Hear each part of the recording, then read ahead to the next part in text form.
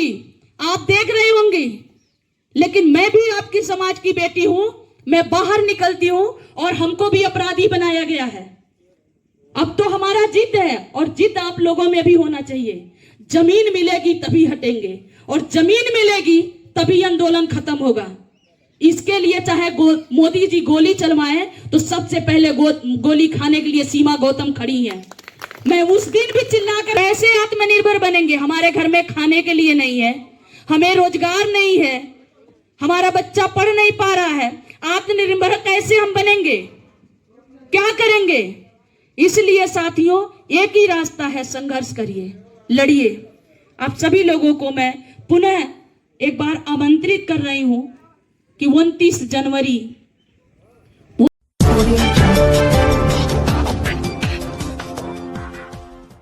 उसके लिए मैं बहुत बहुत आभारी हूं। हमने 3 बार का आंदोलन जीत चुकी हूं।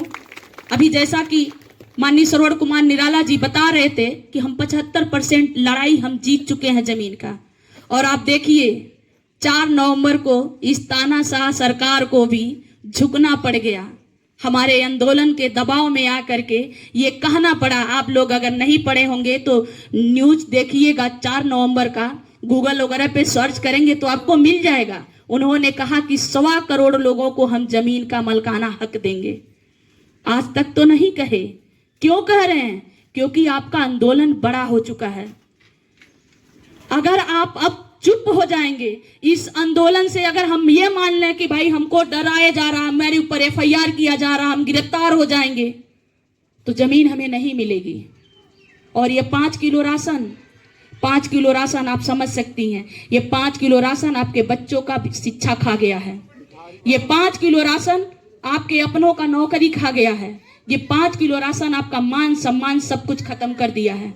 साथियों, जमीन होगी तो हमारा मान सम्मान होगा, जमीन होगा तो हमारी माँ बेटी बहन किसी के घर में खेत में काम नहीं करेंगी तो उनके साथ शोषण नहीं होगा, और जमीन होगा तो हमें अस्थायी रोजगार भी मिल जाएगा।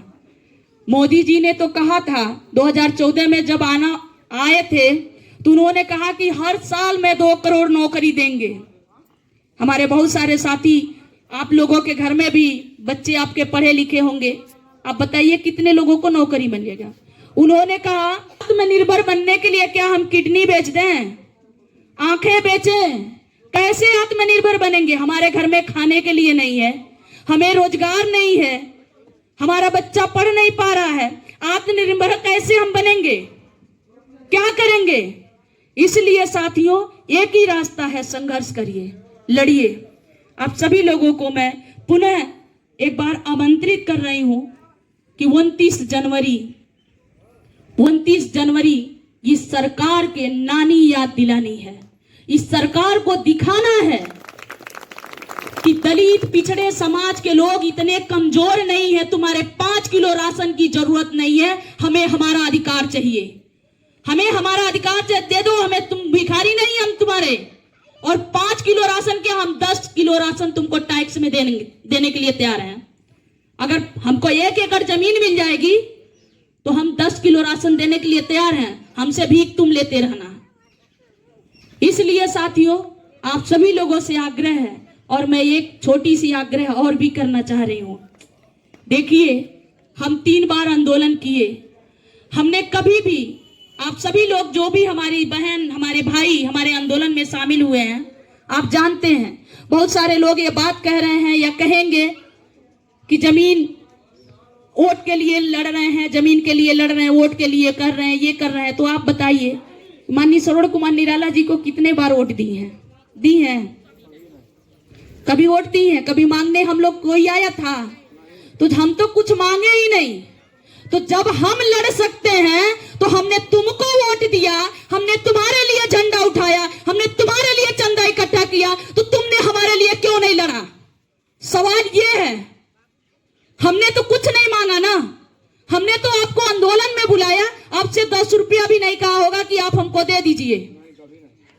भाई, आपने किसी ने दिया था 1500 क्या?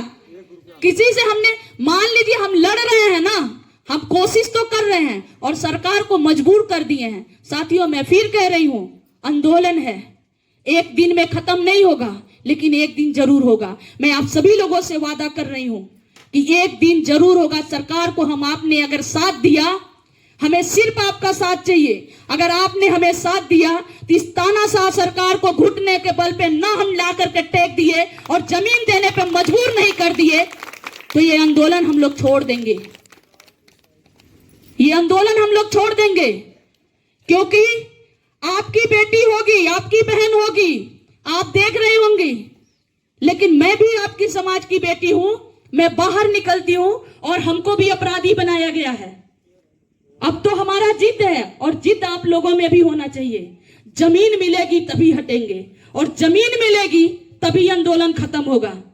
इसके लिए चाहे मोदी जी गोली चलवाएं तो सबसे पहले गोली खाने के लिए सीमा गौतम खड़ी है। मैं उस दिन भी चिल्ला करके कह रही थी कि तुम्हारी लाठियां में इतनी ताकत नहीं है, तुम्हारी लाठियां टूट जाएंगी, लेकिन सीमा गौतम के हौसले नहीं टूट पाएंगे। और तब तक लड़ते रहेंगे, जब तक सांस है तब तक जमीन के लिए लड़ेंगे, क्योंकि जमीन होगा तो हमारा मान सम्मान होगा। जमीन होगा तो हमारे अपनों में जो छोटे ऊंच नीच है वो भेदभाव खत्म हो जाएगा। जमीन होगा तभी सब कुछ होगा। जमीन होगा तभी हमारे बच्चे पढ़ लिख पाएंगे। और मैं बताऊं, शिक्षा शेरनी का दूध है, जो पीता है वो दहाड़ता है, ऐसा हमने सुना है। लेकिन हमारा बच्चा तो पढ़ेगा ही नहीं। आप सोचिए कि कल के लिए अगर सरकार नौकरी ऑफर करे तो जो लोग पढ़े नहीं है उनको नौकरी मिलेगी? तो हमारा तो बच्चा पढ़ता नहीं है, हमारा भाई तो पढ़ भी नहीं कर रहा है, तो हमारे बच्चा को नौकरी मिलेगा? हमारा बच्चा क्या करेगा? उनके घरों में चाकरी करने के लिए मजबूर होगा, उनके खेतों में चाकरी करने के लिए मजबूर होगा। इसलिए